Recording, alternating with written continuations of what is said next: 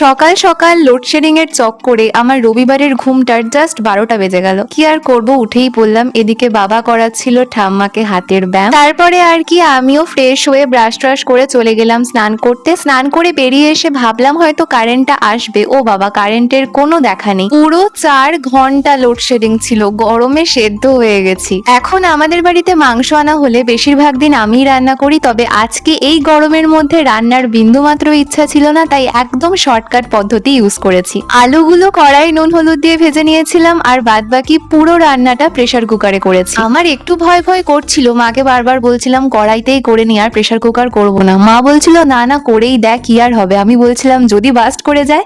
মা বলছিল না না, তাই হয় নাকি। তো যাই হোক, আলটিমেটলি রান্নাটা ভালোই হয়েছিল। ঠিক যেরকম ভাবে আমরা কড়াইতে রান্নাটা করি সেরকম ভাবেই প্রেসারে একবার করে করে এরকম ভাবে ঢাকা চাপা দিয়ে দিয়ে কষাচ্ছিলাম। মিডিয়াম টু হাই মাত্র একটা সিটি দিয়ে স্টিমে রেখে দিয়েছিলাম। যারা মুরগির মাংসের পাতলা ঝোল খেতে পছন্দ করো তারা কিন্তু এই রেসিপিটা বাড়িতে ট্রাই করে দেখতে পারো। অনেকটা কম সময় লাগবে আর খেতেও খুব টেস্টি হবে।